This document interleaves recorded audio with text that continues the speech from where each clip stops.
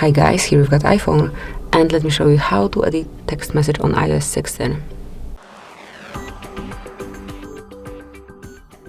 So at first, let's open messages, and then all you have to do is to tap on this message, the one that you'd like to edit, then select edit obviously, and now change it as only you wish, and then tap on confirmation mark.